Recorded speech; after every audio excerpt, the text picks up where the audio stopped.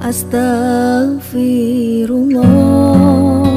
Assalamualaikum warahmatullahi wabarakatuh.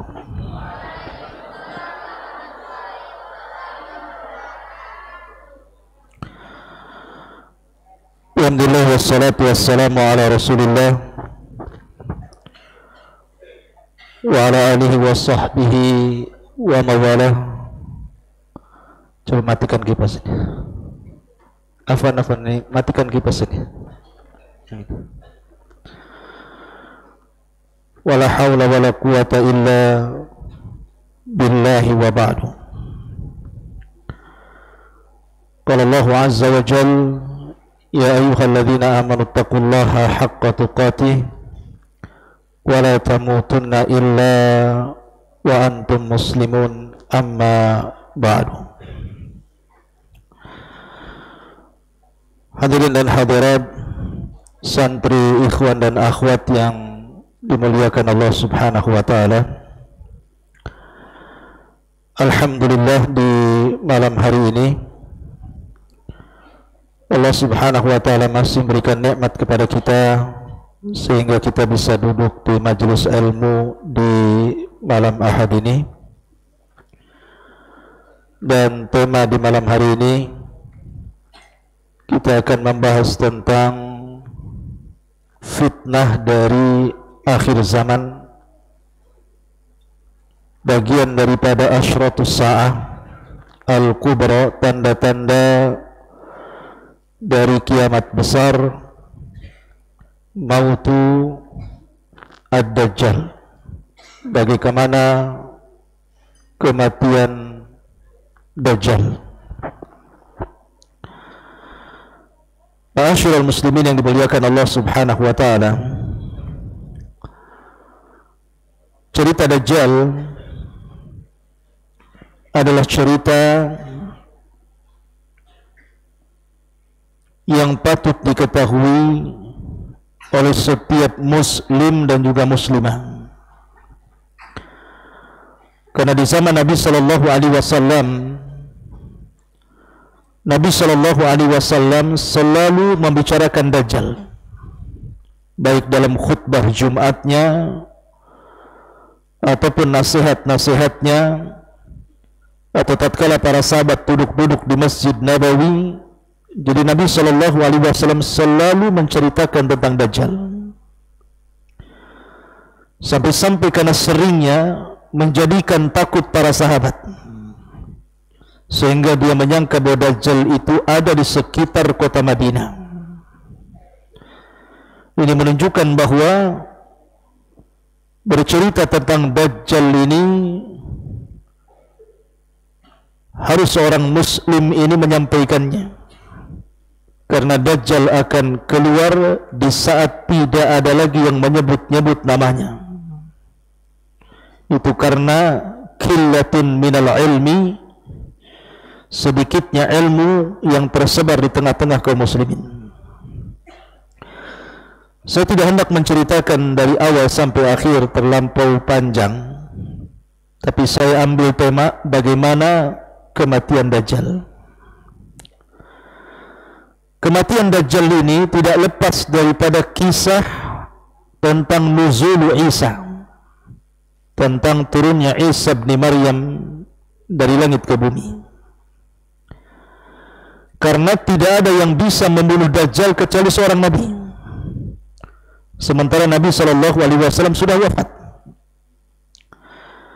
Dan di zaman Nabi sallallahu alaihi wasallam ada seseorang yang dicurigai dia Dajjal, anak dari seorang Yahudi yang bernama Saf, ataupun dikenal dengan Ibnu Sayyad. Ciri-cirinya persis dengan Dajjal.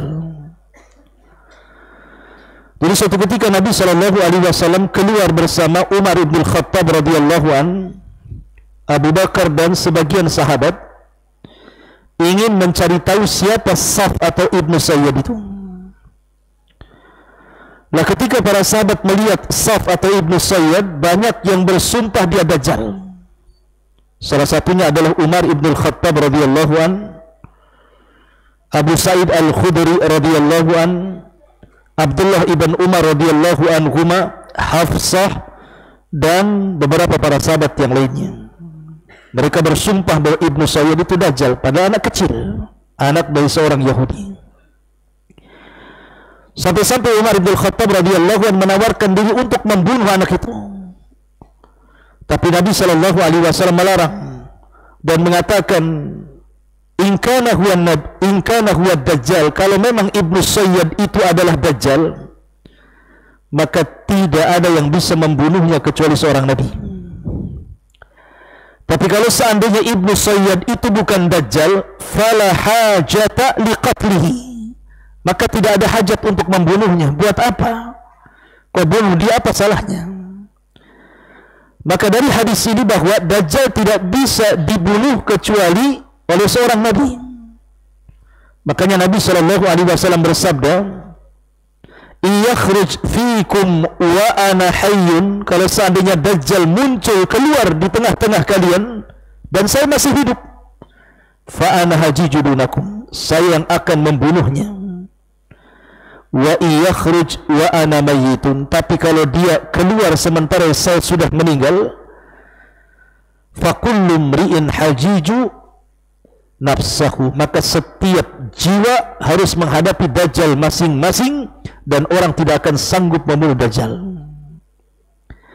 Lah karena Dajjal tidak bisa dibunuh kecuali seorang Nabi yang membunuhnya, sementara Nabi SAW sudah meninggal dunia, lalu siapa Nabi yang akan membunuhnya? Maka Nabi yang akan membunuhnya adalah Isa ibnu Maryam. Kapan? Nanti di akhir zaman. Dajjalnya aja belum turun, macam mana Isanya? Ya. Jadi kematian Dajjal tidak lepas dari kisah tentang nuzul Isa ibn Maryam, turunnya Isa bin Maryam. Saya sedikit kisahkan tentang Isa bin Maryam. Isa bin Maryam adalah Nabi sekaligus Rasul, dan dia ulul azmi minar Rasul. Dia adalah Nabi yang terakhir dari seluruh para Nabi dan Rasul, dari Nabi-Nabi dan Rasul Bani Israel. Dialah yang menutup Nabi-Nabi Bani Israel adalah Isa bin Maryam, dan tidak ada Nabi dari Bani Israel setelah diutusnya Isa bin Maryam, karena dia yang terakhir. Lah Isa bin Maryam ini adalah mukjizat yang luar biasa, karena ketika Maryam melahirkan Isa bin Maryam, Isa itu terlahir tanpa bapa. Makanya Allah Subhanahu wa taala berfirman, inna mathala Isa kamathali Adam, permisalan Isa itu sama dengan Adam. Khalaqahu min turab thumma yaqulu lahu kun fayakun, di mana Adam diciptakan dari tanah, kemudian Allah katakan kun fayakun, jadi maka jadilah. Kenapa Allah Subhanahu wa taala permisalkan Isa dengan Adam? Supaya membantah orang-orang Yahudi yang mengatakan Isa itu anak zina. Kalau Maryam tidak punya bapak, lalu Maryam dihamili siapa? Maka orang-orang Yahudi menuduh bahwa Maryam berzina, lahirlah Isa, maka mereka menuduh Isa itu anak zina dan Maryam itu berzina. Maka Islam membela dan mengatakan inna mathala Isa kamathali Adam, permisalan Isa sama dengan Adam. Adam itu tercipta tanpa ayah dan bapa, dirangkai langsung oleh Allah Subhanahu wa taala dengan sebaik-baik bentuk, dan Allah yang meniupkan ruh kepada Adam dan menyuruh malaikat untuk sujud kepada Adam. Maka Isa juga sama, dia terlahir tanpa bapa, sama dengan Hawa, kebalikannya terlahir tanpa ibu. Lalu apa masalahnya? Maka ketika Isa bin Maryam dikatakan oleh Al-Quran inna mathala Isa kamathali Adam, ini juga membantah keyakinan orang Yahudi bahwa Isa itu anak zina, sekaligus membantah orang-orang Nasrani yang mengatakan Isa itu anak Tuhan. Alasannya karena Maryam tidak punya suami, berarti Isa itu anak Allah. Harusnya kalian lurus kaidahnya, kalau Isa anak Allah, anak Tuhan, maka Adam lebih anak Tuhan lagi, Hawa juga anak Tuhan. Karena Adam tidak punya ayah, tidak punya ibu, harusnya Adam juga ibnullah. Tapi kalian tidak mengatakan seperti itu kepada Adam dan mengatakan Isa anak Tuhan kepada Isa bin Maryam. Ma'asyiral muslimat wal muslimin rahimani wa rahimakumullah, santri ikhwan dan akhwat yang dimuliakan Allah Azza wa Jalla. Lah Isa bin Maryam ini dilahirkan di tengah-tengah Bani Israel dan berdakwah kepada Bani Israel dan juga kepada Bani Asfar. Bani Asfar itu saudara daripada Bani Israel, karena Ishak itu punya anak dua. Satu Yakub yang disebut dengan Israel, maka keturunan Yakub disebut Bani Israel. Yang kedua Asfar, yang keturunannya Bani Asfar, orang-orang Romawi sana, orang-orang Barat sana. Nah, Isa ini berdakwah kepada dua kelompok Bani Israel dan Bani Asfar. Tetapi yang banyak menerima dakwah Isa itu kebanyakan Bani Asfar dibandingkan Bani Israel. Makanya agama Nasrani itu lebih banyak di Barat berkembangnya dibandingkan di Timur Tengah. Lah, ketika Isa bin Maryam berdakwah, karena Isa ini kan orang yang lembut, banyak orang yang ikut Isa bin Maryam. Tetapi setiap nabi terkadang dihadapkan dengan penguasa yang zalim. Lihat, Ibrahim dihadapkan dengan penguasa yang zalim yang bernama Namrud. Kemudian Musa dihadapkan dengan penguasa yang zalim yang namanya Fir'aun. Maka Isa pun sama, dihadapkan dengan penguasa yang zalim yang sebelumnya sudah membunuh Zakaria dengan dipenggal kepalanya dan dijadikan mahar wanita pelacur, dan juga sebelumnya sudah dibunuh Nabi Zakaria. Jadi Zakaria dibunuh, digergaji dalam pohon, dan Yahya dipenggal lehernya dijadikan mahar wanita pelacur. Maka pihak kerajaan waktu itu takut. Tidak mungkin Isa, karena Isa ini kan ada kerabat dengan Nabi Yahya. Tidak mungkin Isa diam saja. Dikhawatirkan Isa ini akan mengumpulkan orang dan akan melakukan pemberontakan. Makanya kemudian kerajaan berinisiatif untuk membunuh Isa. Maka dikirimlah pasukan untuk membunuh Isa bin Maryam. Lah Isa ketika itu berada di tempat ibadah bersama 12 Hawariyun, sahabat-sahabat yang sangat setia dengan Isa bin Maryam. Jumlahnya 12 orang. Lah Isa tahu bahwa dia akan dibunuh. Tentu karena malaikat Jibril yang memberitahunya bahwa tentara kerajaan sudah hendak mengepung rumahnya. Maka Isa ketika itu mengatakan kepada 12 Hawariyun, sebentar lagi tentara akan datang, mereka akan membunuh aku. Siapa di antara kalian yang mau aku serupakan wajahnya dengan wajahku, dan dia akan dibunuh, tetapi sebagai imbalannya dia akan menjadi temanku di surga. Tidak ada satupun yang berani berdiri kecuali orang yang paling muda di antara Hawariyun berdiri dan mengatakan, saya wahai Isa. Akhirnya kemudian Isa pun memilih orang ini, diusapnya wajahnya, akhirnya wajahnya persis dengan Isa bin Maryam. Setelah itu Isa menasihati yang 12 orang ini untuk menyebarkan agama Nasrani setelah ketiadaannya. Maka Isa pun kemudian berbaring, kemudian Allah Subhanahu wa taala tidurkan, kemudian Allah angkat ke langit dan Hawariyun melihatnya. Setelah itu kemudian mereka pun pergi satu persatu, tinggal satu orang yang dimiripkan dengan Isa di dalam rumah ibadah itu. Maka kemudian datanglah pasukan, ditangkaplah orang ini, kemudian mereka pun menyalibnya, kemudian membunuhnya. Sehingga orang-orang Yahudi digambarkan dalam Al-Quran mengklaim telah membunuh Isa bin Maryam. Wa qalatil Yahud inna qatalna al-Masih ibn Maryam. Berkata orang-orang Yahudi, kami sudah membunuh Isa bin Maryam.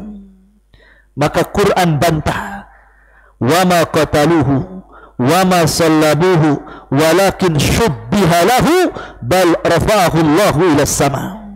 Isa tidak dibunuh, Isa tidak disalib, bahkan Isa diserupakan dengan Hawariyun. Hawariyun inilah yang kemudian dibunuh, disalib, dan Isa diangkat ke langit.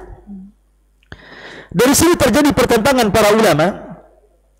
ketika Allah Subhanahu wa taala berfirman di dalam Al-Qur'an, inni mutawaffika wa rafi'uka ilayya wa mutahhiruka minal ladzina kafaru. Ya Isa, inni mutawaffik, wahai Isa, sesungguhnya aku akan wafatkan kamu. Wa rafi'uka ilayya, dan akan angkat dirimu kepada sisiku, dan Allah akan bersihkan kamu dari orang-orang kafir. Para ulama ketika memahami kalimat inni mutawaffik, sesungguhnya aku akan wafatkan kamu, maksud wafat di sini apa? Ada yang mengatakan wafat di sini artinya ya wafat, mati, meninggal. Sebagaimana ma'ruf kalimat wafat ya mati. Dan di antara yang berpendapat mengatakan bahwa Isa itu dicabut dulu nyawanya oleh Allah kemudian diangkat ke langit adalah Al-Imam As-Suyuti. Al-Imam As-Suyuti mengatakan bahwa Isa dimatikan dulu kemudian diangkat ke langit dan nanti di akhir zaman akan dihidupkan kembali dan akan turun membunuh Dajjal. Tetapi jamaahirul ulama, jumhur para ulama, mayoritas para ulama tafsir mengatakan kalimat inni mutawaffik ini bukan diwafatkan, tetapi artinya ditidurkan. Karena tidak semua kalimat mati dalam bahasa Arab itu artinya mati beneran. Contoh, antum berdoa setelah bangun tidur, apa doanya?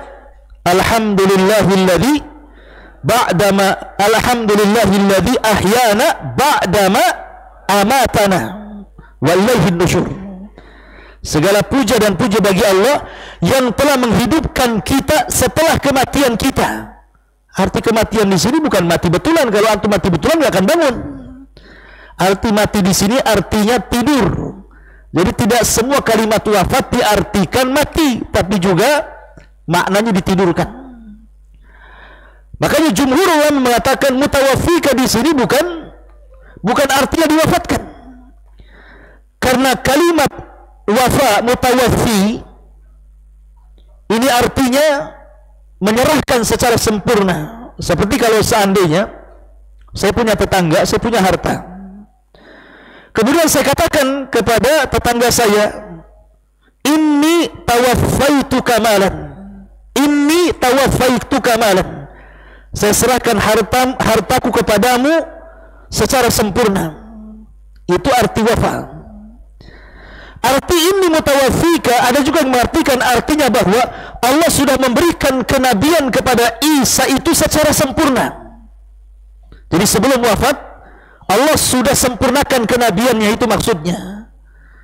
Artinya ketika Isa diangkat ke langit bukan lagi seorang nabi, karena sudah sempurna menjadi seorang nabi, sudah sempurna menyampaikan hidayah dan dibesara Allah, sehingga Allah sempurnakan kenabiannya di dunia. Ketika diangkat ke langit sudah bukan jadi nabi.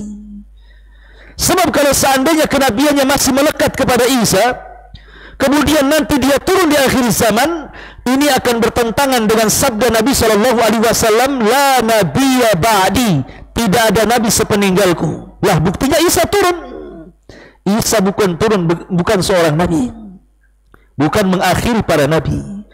Karena ketika dia diangkat ke langit bukan lagi seorang nabi, manusia biasa yang Allah sudah sempurnakan kenabiannya di dunia, baru Allah angkat. Karena Allah mengatakan wa khatamun nabiyyin, dan Rasul itu adalah penutup para nabi. Berarti tidak ada nabi sepeninggalnya. Adapun turunnya Isa bukan menjadi nabi, karena kenabiannya sudah disempurnakan sebelum diangkat. Ada yang mengatakan seperti itu. Tapi ada juga yang mengatakan dia tetap nabi. Buktinya bahwa di akhir zaman ketika dia turun masih ada mukjizatnya. Apa mukjizatnya? Membunuh Dajjal. Yang kedua, nafasnya bisa membunuh orang kafir sejauh mata memandang. Jadi kalau Isa meniup, mati orang kafir di situ tuh. Ya, karena nafasnya itu bisa membunuh orang sejauh mata memandang, artinya kan mukjizat. Ada juga yang mengatakan dia tetap jadi nabi, tetapi tidak membawa risalahnya. Dia tetap turun sebagai nabi, tapi mengikuti syariat Nabi SAW. Ada juga yang mengatakan seperti itu. Intinya bahwa Isa diangkat ke langit. Lah Isa diangkat ke langit, umur langit tidak dihitung. Isa diangkat itu usia berapa? 34 tahun. Isa diangkat itu di usia 34 tahun, sama persis dengan umur penduduk sorga. Jadi usia para penduduk sorga itu usianya sama dengan Isa ketika diangkat ke langit, 34 tahun. Jadi nenek-nenek nggak ada di sorga, apalagi kakek-kakek. Karena di sorga itu semua anak muda usianya hampir secara keseluruhan 34 tahun, baik laki-lakinya baik perempuannya, sama ketika Isa bin Maryam diangkat ke langit. Sampai sini cerita Isa bin Maryam diangkat ke langit. Kita kembali ke cerita Dajjal, karena nanti akan cerita turunnya Isa bin Maryam, berarti ada kaitan dengan kematian Dajjal. Ketika Dajjal keluar, ikhwan, dan mengaku sebagai nabi, kemudian belakangan mengaku sebagai Tuhan, maka yang pertama kali mengikuti Dajjal itu adalah orang-orang Yahudi Asfahan. Di mana Asfahan? Asfahan itu di Iran. Di Iran. Dan Iran itu mayoritas orang-orang Syiah tinggal di situ. Dan Dajjal akan meninggal di mana? Akan dibunuh di sebuah tempat suci menurut orang-orang Israel, namanya Babil Lud namanya. Babil Lud itu kota yang dianggap suci oleh orang-orang Israel. Maka Dajjal ini akan meninggal di Babil Lud, di mana di situ tempat mayoritas orang-orang Yahudi tinggal. Berarti Dajjal itu muncul di tengah-tengah orang-orang yang mayoritas orang-orang Syiah, tetapi meninggal di tengah-tengah kota yang mayoritasnya orang Yahudi. Dari sini kata para ulama, Syiah dengan Yahudi itu ada kemiripan. Mereka satu hati, Syiah dengan Yahudi itu. Karena Dajjal itu akan muncul di Iran dan akan meninggal di Israel. Masyaallah muslimin yang dimuliakan Allah Azza wa Jalla. Lah Dajjal pertama memfitnah itu setelah dia membawa 70.000 Yahudi Asfahan yang sudah siap untuk menjadi para pengikut Dajjal, karena menurut orang-orang Yahudi Dajjal itu Metius, artinya penolong mereka yang akan menguasai dunia. Maka mereka menunggu-nunggu kapan Dajjal muncul. Makanya ketika muncul Dajjal kemudian bergabung bersama tentara Yahudi Asfahan yang jumlahnya 70.000 lengkap dengan seragam Yahudi, maka Dajjal mulai berkelana berkeliling dunia selama 40 hari. Yang satu hari pertama lamanya sama dengan setahun, satu hari kedua lamanya sama dengan sebulan, satu hari ketiga lamanya sama dengan sepekan, dan hari keempat, kelima, keenam sampai ke-40 hari waktunya sama dengan kita, malam siangnya normal. Artinya Dajjal itu akan sampai ke daerah kutub, yang siangnya lama, yang malamnya lama gitu ya, dan akan lebih banyak tinggal di waktu-waktu normal. Lah Dajjal ini pertama kali yang didatangi dua tempat suci, pertama Mekah dan Madinah. Dajjal akan datang ke sini, tapi Mekah dikelilingi oleh malaikat yang membawa senjata, sehingga Dajjal tidak bisa masuk ke haram. Karena dikelilingi para malaikat, akhirnya Dajjal pun karena tidak bisa masuk ke haram, maka Dajjal pun kemudian lari ke kota Madinah dan ingin masuk ke kota Madinah. Tetapi Dajjal pun tidak bisa masuk kota Madinah karena banyak para malaikat. Karena kesal Dajjal tidak masuk ke Mekah, tidak bisa masuk ke Madinah, maka Dajjal menghentakkan kakinya 3 kali. Ketika dihentakkan kakinya 3 kali, terjadi gempa hebat di kota Madinah, semua bangunan runtuh. Ketika itu penduduk yang berada dalam kota Madinah itu ketakutan. Akhirnya pada keluar, dan yang keluar itu adalah orang-orang yang kafir dan orang-orang yang munafik. Jadi orang munafik keluar ketakutan, orang kafir keluar ketakutan, tinggallah orang-orang yang beriman, yang istiqomah, yang tetap di dalam kota Madinah itu. Maka orang munafik dan kafir yang keluar belakangan menjadi pengikut Dajjal. Kemudian Dajjal dari kota Mekah dan Madinah mulai keliling dia ke daerah-daerah Arab, sampai Dajjal mendatangi kampung, di salah satu kampung Arab itu. Kemudian mengatakan, karena sebelum kedatangan Dajjal itu kan terjadi paceklik hebat selama 3 tahun. Tahun pertama sepertiga langit ditahan, tidak hujan, maka sepertiga bumi jadi gersang. Tahun kedua 2/3 langit ditahan 2/3 langit jadi gersang. Tahun ketiga semua langit ditahan, tidak turun hujan, satu bumi gersang. Dajjal muncul di situ. Maka Dajjal kemudian menjanjikan kepada manusia, siapapun yang dilewati Dajjal, umpamanya ini satu perkampungan, maka Dajjal akan datang kepada mereka, mau nggak kutumbuhkan tanaman kalian, kuhidupkan ternak-ternak kalian, kuberikan kalian makanan yang lezat, kukeluarkan pembenaran dalam bumi, syaratnya aku Tuhan. Maka banyak orang-orang yang kemudian beriman kepada Dajjal. Setiap daerah yang beriman kepada Dajjal, maka daerahnya akan dihijaukan, ternaknya akan digemukkan, dan mereka akan diberikan makanan yang melimpah-ruah. Lihat kesaktian Dajjal itu. Tapi kalau daerah itu menentang Dajjal, maka mereka akan dibantai. Ya. Sampai kemudian Dajjal masuk ke daerah Badui. Coba akhwat, jangan bicara ya kalau Ustaz bicara.